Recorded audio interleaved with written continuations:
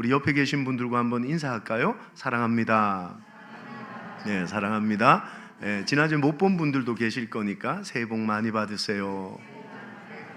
새해 복 많이 받으세요. 신앙생활은 집을 짓는 것과 같습니다.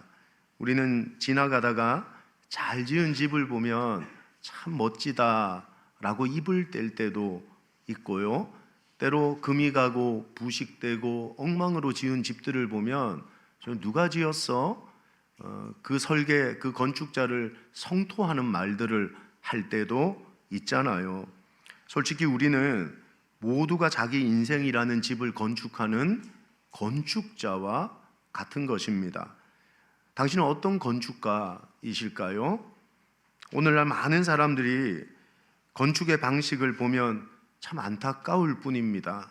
화려한 인테리어, 외모, 스펙, 소유에는 목숨을 걸면서 정작 집에 정말 필요한 기초에는 너무나도 소홀한 부분들이 많기 때문입니다. 신앙생활도 마찬가지예요. 직분, 연조, 거룩한 척은 하면서 우리의 겉모습을 꾸밀 줄은 아는데요.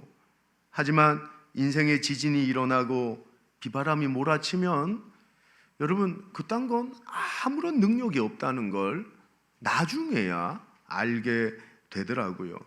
오늘은 산상수훈의 마지막 부분입니다. 주님의 질문이 뭡니까? 당신의 믿음의 집은 어떤 비바람에도 견딜 수 있는 건축물이냐고 묻고 계신 거 아닙니까? 진짜 신앙의 실력은 날씨 좋을 때가 아닙니다. 폭풍우가 오고 문제가 오고 정말 비바람이 부는 고난이 올 때 그때에서야 신앙이 드러나는 게 아니냐는 거예요. 오늘 말씀은 반석처럼 무너지지 않는 인생의 건축의 세 단계의 공정을 우리에게 말씀해 주고 있어요. 여러분 멋진 인생의 건축물을 올릴 수 있는 정말 귀한 예배가 될 수 있기를 주님의 이름으로 축원합니다. 집을 지을 때 가장 먼저 하는 건 설계도를 그리는 것이잖아요. 설계도는 그 집의 방향성을 결정합니다. 오늘 본문에서 주님은 두 가지 방향성을 말씀하고 계세요. 이건 다른 말이 아니라 설계도에 대한 말씀을 하고 계신다는 겁니다. 13절 말씀 한번 읽어볼까요? 13절 시작. 멸망으로 인도하는 문은 크고 그 길이 넓어 그리로 들어가는 자가 많고. 첫 번째 설계도는 넓은 문으로 인도하는 방향성이었다고 말을 하는 겁니다. 여기에 넓다라는 말은 쉬운 길을 의미하는 거예요. 넓은 문을 설계도로 삼은 사람은 쉽게 믿고 쉽게 살아갑니다. 내 자아를 깎을 필요도 없고요. 내 욕심을 버릴 필요도 없습니다. 내 본능이 원하는 대로, 내 마음이 가는 대로 휘젓고 다녀도 아무런 걸림돌이 없는 길이 넓은 문의 길이라고 말씀하고 있는 거예요. 오늘 많은 성도들이 교회를 다니고 하나님을 신앙한다고 하지만 그들의 설계도는 넓은 문이 아니냐는 거죠. 그래서 모든 것이 쉬운 겁니다. 하나님을 믿는 것도 쉬워지고 죄를 짓는 일도 쉬워지는 것입니다. 헌신은 부담스럽고요. 충성은 피하고 싶은 것이고요. 오로지 자기를 위해서만 쉽게 살아가고 있는 게 아니냐는 거예요. 근데 그 결과가 너무 비참하지 않습니까? 13절을 다시 보면 멸망으로 인도하는 문은 크고 그 길이 넓어 그리로 들어가는 자가 많다. 그 길이 쉽고 넓고 편해서 그렇게 사는 사람이 많지만 뭐라는 겁니까? 결국은 멸망이고 멸망으로 인도하는 문이 될 것이라고 말씀하고 있잖아요. 14절 말씀 한번 볼까요? 또 다른 문이 나옵니다. 또 다른 방향성, 설계도가 제시되고 있는 거죠. 읽어볼게요. 시작. 생명으로 인도하는 문은 좁고 길이 협착하여 찾는 자가 적음이라. 또 다른 설계도는 좁은 문의 방향성이라는 겁니다. 좁은 문은 협착하다고 설명합니다. 한마디로 어려운 길이라는 거예요.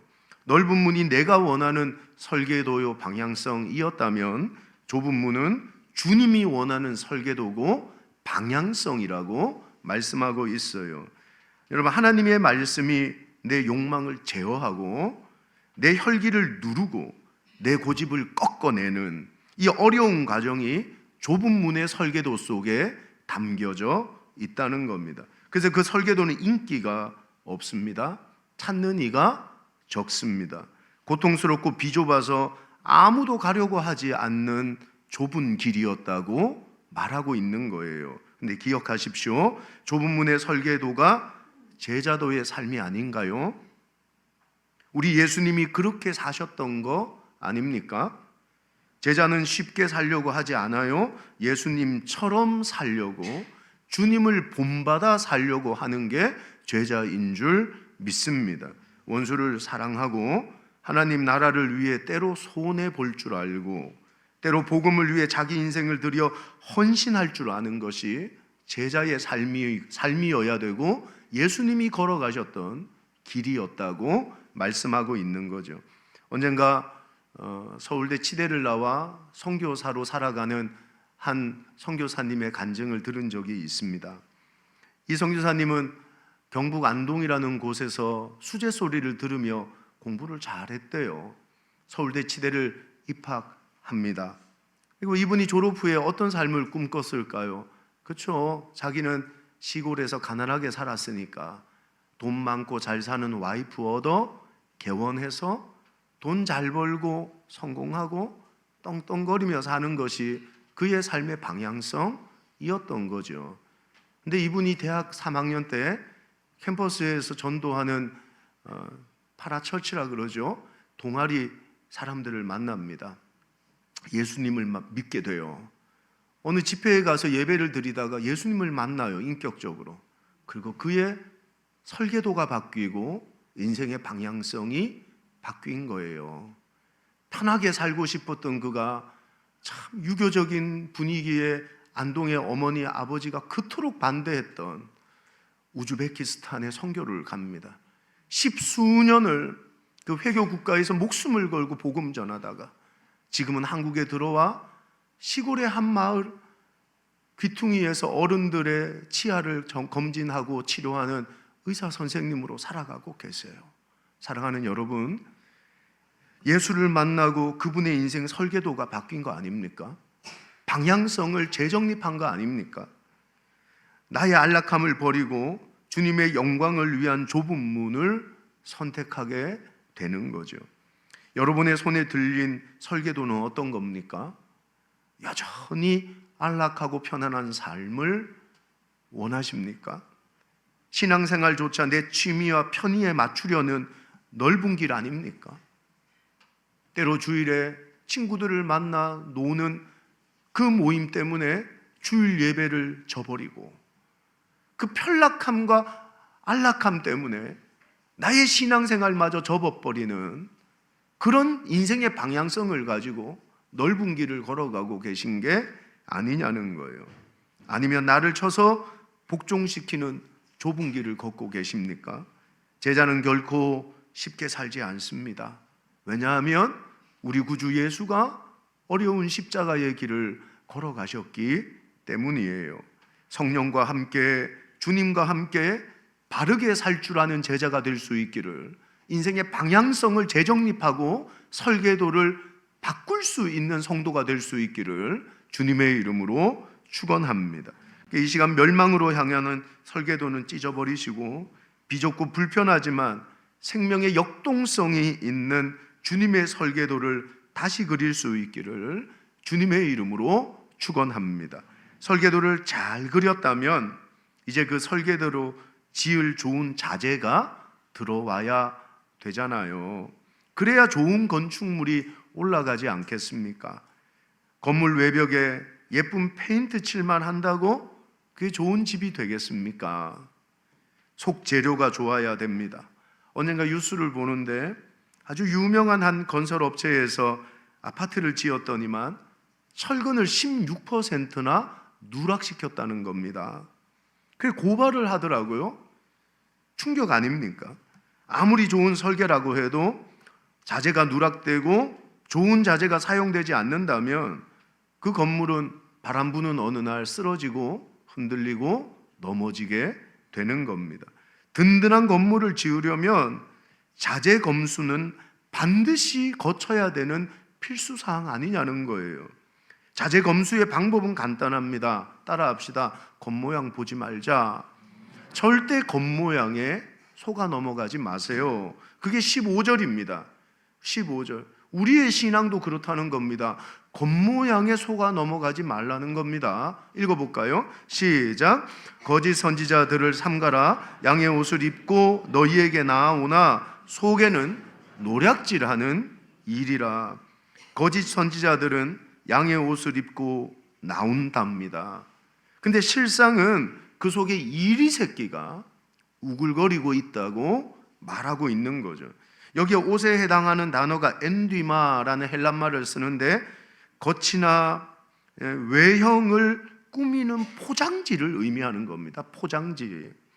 여러분, 속은 일인데 겉은 양의 가죽을 덮어 쓰고 포장했다는 거라고 얘기를 하는 거예요. 종교적으로 보면 화려한 직분, 유창한 기도, 거룩해 보이는 경건의 모양이 엔디마라는 거죠. 우리는 포장지로 얼마든지 꾸미고 속일 수 있습니다. 부실공사 해놓고 고급 대리석 갖다 붙여놓으면 다 속아 넘어갑니다. 철근을 뺐든 무슨 철근을 썼든 상관없는 거 아닙니까? 이게 바리새인에게 말씀하신 회칠한 무덤이라는 표현이잖아요. 속은 썩어 문드러졌는데 겉은 회칠했구나, 번지르르 하구나. 그게 우리 모습이 아니냐고 성경이 말씀하고 있는 겁니다. 베스트셀러 중에 가짜 노동이라는 책이 있어요. 이 책에 이런 말이 나옵니다. 우리는 일을 하는 게 아니라 일을 하는 것처럼 보이려고 노력하는데 인생의 절반을 사용하고 있다. 현대인들의 노동이요, 실제로 일하는 시간이 아니라 일을 하는 것처럼 보이는 가짜 노동자들이 너무나도 많다는 거죠. 헛수고를 하고 있더라는 겁니다. 이 문장이 우리 신앙을 정면으로 도전하는 거 아닙니까? 하나님 앞에서 신앙하는 진짜 신앙이 아니라 남들에게 거룩하게 보이려는 가짜 신앙의 에너지를 쏟는다는 겁니다. 사람들은 당신의 타이틀에, 종교적 활동에, 나의 종교적 포장지에 속을지 몰라요. 맞잖아요? 근데 하나님은 중심을 보신다고 하셨습니다. 당신의 겉모양, 내 종교적 타이틀, 예쁜 포장지 뒤에 숨겨진 누락된 철근을 보실 줄 아는 분이 하나님이신 줄 믿습니다. 여러분, 회칠한 무덤 되지 맙시다. 포장지만 화려한 신앙이 아니라 속이 꽉 찬 생명력 있는 신앙인이 될 수 있기를 주님의 이름으로 축원합니다. 또 다른 방법이 열매를 보는 겁니다. 열매를. 16절이 그 말씀이거든요. 한번 읽어볼까요? 16절 시작. 그들의 열매로 그들을 알지니 가시나무에서 포도를 또는 엉겅퀴에서 무화과를 따겠느냐. 오늘 주님은 자재검수를 열매라는 단어로 이제는 설명을 하고 계신 거예요. 건축 자재가 정품인지 불량인지 확인하는 방법은 간단했다는 겁니다. 그 결과물을 보는 겁니다. 가시나무에서 포도를, 엉겅퀴에서 무화과를 기대할 수 없잖아요. 아무리 겉을 포장해도 자재의 본질은 결국 드러나게 된다는 겁니다. 여기에 알지니라는 말이 헬란말로 에피기노스코라는 말을 쓰거든요. 단순히 지식적 알미 아닙니다. 이 알은 경험을 통한 확실하고 분명한 알미라고 뜻하고 있는 거예요. 건축가가 자재를 눈으로만 보는 게 아니라는 겁니다. 직접 망치로 두드려 보고 강도를 측정해서 아, 이거 진짜구나, 빼먹지 않았구나 라고 판별해내는 실제적인 인식의 단계가 필요하다는 거죠. 여러분, 건축 전문가가 외벽 대리석을 뜯어내고 그 안에 철근이 진짜 제대로 있는지, 그 철근이 정말 강도가 괜찮은 철근인지 망치로 두드려 검사하는 것과 똑같은 것 아닙니까? 그래서 하나님은 때때로 우리 신앙의 건축물을 두드려 보실 때가 있습니다. 하나님이 검수하실 때가 있다고요. 그게 고난 아닙니까? 문제 아닙니까? 때로 그 고난의 망치로 우리를 두드리실 때 당신은 어떻게 반응합니까? 불평하고 원망하고 의심하고 회의하고. 그게 우리의 신앙의 열매라면 그 가짜 자재로 세운 신앙이라는 겁니다. 진짜 향나무와 가짜 향나무를 구분하는 유일한 길은 도끼로 찍어보는 거래요. 도끼로 탁 찍어보면 진짜 향나무의 향이 나고 가짜 향나무에선 냄새가 없대요. 여러분, 열매라는 향기가 고난이라는 도끼로 우리를 찍을 때 그 나와야 되지 않습니까? 그때 감사할 줄 아는, 그때 기도할 줄 아는, 그때 하나님 붙들고 말씀 붙들 줄 아는, 아멘이십니까? 그게 진짜의 모습이라고 말씀하고 계신 거예요. 여러분, 이제 정직하게 자신에게 물어보십시오. 우리는 화려한 포장지에 감추어진 거 아닙니까? 신앙은 보여주는 기술이 아니에요. 삶으로 터져 나오는 감격이에요. 회칠한 무덤처럼 겉모양을 꾸미는 것보다 중요한 건 내 속사람이 건강해지는 거고 내 속이 올바르게 꽉 차게 되는 것을 의미하는 것입니다. 어떠세요? 고난의 도끼날에 내가 찍혀질 때 그때 감사할 줄 알고 기도할 줄 아는, 하나님 앞에 나갈 줄 아는 열매가 있으세요? 그때 불평하고 불만하고 원망하며 회의하고 의심하는 열매의 신앙 아니에요? 어떤 상황에서도 귀한 열매로 우리의 신앙을 증명해내는 우리 원남의 가족들이 될 수 있기를 예수님의 이름으로 축원합니다. 이제 설계도를 잘 그리고 자재 검수마저 마쳤다면 이제 본격적으로 건물을 올리는 시공을 해야 건물이 세워질 수가 있잖아요. 땀 흘려 벽돌을 쌓고 공구리를 친다 그러더라고요.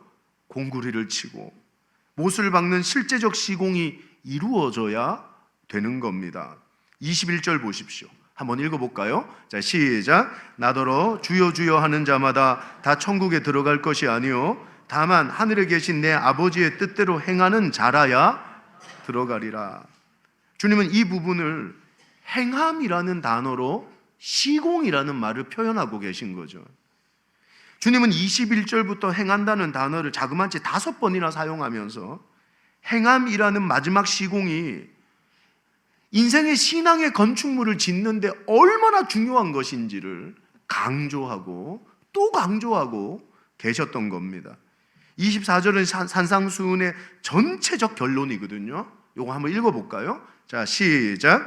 그러므로 누구든지 나의 이 말을 듣고 행하는 자는 그 집을 반석 위에 지은 지혜로운 사람 같으니라.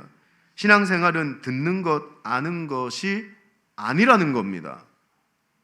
오늘날 성도들은 홍수처럼 쏟아지는 수많은 설교들을 듣고, 야, 설교 잘한다, 저 설교 정말 좋다 라고 노트에 적습니다.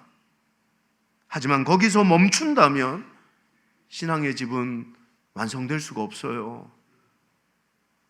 시공은 내가 들은 말씀을 내 삶의 현장으로 가지고 들어와 땀 흘려 순종하는 시공의 작업이 있을 때 그때 올라가는 거라고 말씀하고 있는 거예요. 오늘 예수님은 두 종류의 시공업자를 대조하며 말씀하십니다. 하나가 뭐예요? 모래 위에 시공하는 겁니다. 모래 위에 시공하는. 26절 27절 읽어볼까요? 자, 시작. 나의 이 말을 듣고 행하지 아니하는 자는 그 집을 모래 위에 지은 어리석은 사람 같으리니 비가 내리고 창수가 나고 바람이 불어 그 집에 부딪힘에 무너져 그 무너짐이 심하니라. 말씀 보십시오. 이들도 주님의 말씀을 듣습니다. 그러나 행하진 않습니다. 이런 걸 뭐라고 표현하냐 하면 머리로만 아는 신앙이라고 말하는 거예요. 오늘날 많은 사람들이, 성도들이 지식으로 머리로만 믿으려고 합니다. 근데 그 결과가 무섭잖아요. 따라합시다. 그 무너짐이 심하니라. 여러분, 순종의 시공 작업이 없는 신앙은 비날이고 바람 부는 날 비참하게 무너진다는 겁니다. 무너지는 이유는 간단해요. 모래 위의 시공은 땅 위에 집을 그냥 얹어 놓은 집이라고 말하는 겁니다. 한마디로 부실 시공인 것이죠. 평소에는 그럴듯하게 보입니다. 네, 홍수 난 날, 태풍 오는 날, 지진이 일어나는 날, 그 집에 기초가 없다는 걸 아는 겁니다. 산산조각 납니다. 떠내려갑니다. 아무것도 아닌 거예요. 사랑하는 여러분, 신앙은 절대 따로 놀 수 없습니다. 말씀과 삶이 연결되고 결합되어서 땀 흘려 순종할 때, 그 말씀을 행하며 살아낼 때, 그때에야 신앙은 빛나는 신앙이 되는 줄 믿습니다. 여러분, 근데 이게 안 되더라니까요. 또 하나의 시공이 반석 위의 시공입니다. 그게 24절, 25절이에요. 한번 읽어볼까요? 자, 시작. 그러므로 누구든지 이 말을 듣고 행하는 자는 그 집을 반석 위에 지은 지혜로운 사람 같으리니 비가 내리고 창수가 나고 바람이 불어 그 집이 부딪히되 무너지지 아니하나니 이는 주초를 반석 위에 놓은 까닭이요. 반석 위에 집을 짓는다는 것은 대단한 신학적 지식을 의미하는 게 아닙니다. 착각하더라고요. 머리로 아는 신앙이 아닌 겁니다. 오늘 들은 말씀을 내 삶의 현장에서 순종해 내려고, 살아내려고 발버둥 치는 신앙이 반석 위에 시공하는 집이라고 말하고 있는 거예요. 여러분, 원수를 사랑하라 하셨습니까? 그러면 먼저 손을 내밀어 미운 놈 떡 하나 더 주는 겁니다. 밥도 사 먹이고 커피도 사주고. 그게 진짜 시공 아니냐는 겁니다. 구제하라 하셨습니까? 그러면 지갑을 덮지 말고 열어보라는 겁니다. 먼저 그의 나라와 의를 구하라 하셨습니까? 그럼 내 나라와 내 의를 잠시 내려놓고 도전해보라는 겁니다. 네, 여러분, 우리는 듣고 즐긴 것으로 끝내잖아요. 내가 먹을 것만 받아들여서 그거 참 좋더라. 그건 신앙일 수가 없는 겁니다. 누가 그래요? 목사님 설교 들어보면 잘 모르겠는데 김창욱 교수 설교 들으면 너무 듣기가 좋다는 거예요. 그렇죠. 설교는 언제 능력을 발휘하냐 하면 말씀대로 살아낼 때, 그때 그런 강의를 뛰어넘는 역사가 일어나는 거예요. 그걸 간증이라 그러는 거예요, 여러분. 하나님이 역사하신 간증. 이게 말씀 뒤에 있는 능력인 거예요. 근데 사람들이요, 그런 걸 잘 모르더라고요. 듣는 것에만 즐겨 하는 것입니다. 사랑하는 여러분, 하나님의 말씀은 흔들리지 않는 반석인 줄 믿습니다. 그 반석 위에 당신의 신앙의 집을 건축하라는 거예요. 순종이라는 못을 받고 공구리를 치고 벽돌을 쌓아야 우리 인생에 어떤 태풍이 불어도 그 집은 절대 흔들리지 않는 것입니다. 2026년 바람도 불겠죠. 살다 보면 홍수도 나겠죠. 태풍도 오겠죠. 무너지는 집을 짓고 싶으세요? 어떤 바람이 불어도 흔들리지 않는 집을 짓고 싶으세요? 4가지 적용입니다. 적용. 하나님 말씀을 읽으세요. 그리고 읽은 말씀 중에 감동되는 말씀을 붙들고 기도하세요. 그렇게 기도하면 세 번째 뭐예요? 순종할 수 있는 힘을 성령님이 부어주시는 거예요.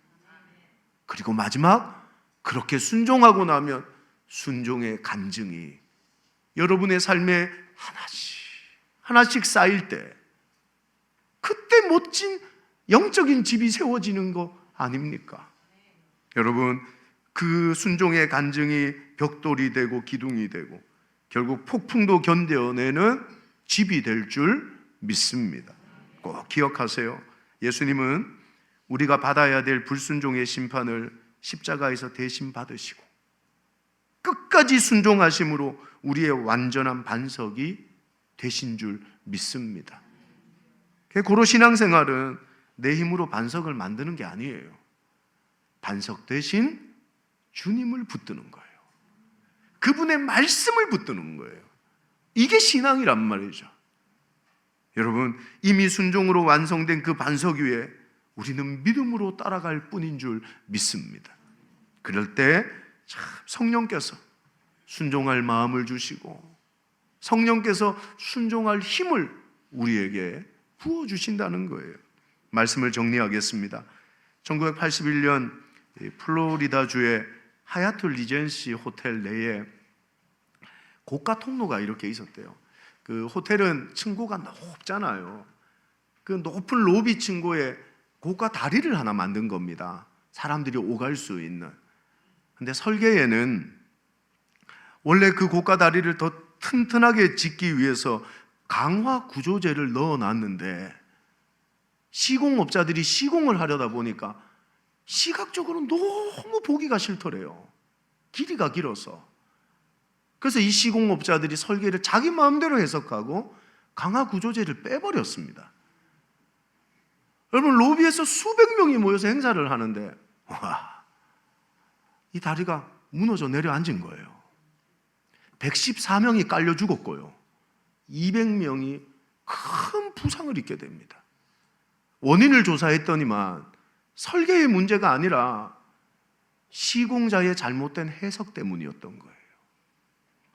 여러분, 우리가 무너지는 이유는 하나님의 말씀에 능력이 없어서 아닙니다. 그 말씀을 내 상황에 맞춰, 내 기분에 맞춰, 내 환경에 맞춰 적당히 뜯어 고쳐 시공했기 때문이라는 거예요. 오늘 내 편의대로 수정했던 신앙의 설계도 이거 찢어야 됩니다. 안 그러면 대형 사고 나요. 힘들어도 손해봐도 주님이 설계하신 그대로 벽돌을 쌓고 시공을 하고 땀 흘려 순종할 때 그 건물 무너지지 않습니다. 오늘 여러분 속에 내 편의대로 마음대로 해석한 그런 부분 없습니까? 절대 0.05mm의 타협도 허용하지 마세요. 그럴 때 어떤 비바람에도 무너지지 않는 찬란한 반석 같은 흔들리지 않는 2026년이 우리를 기다리고 있을 줄 믿습니다. 이 말씀 붙들고 찬양하며 기도하며 나가겠습니다.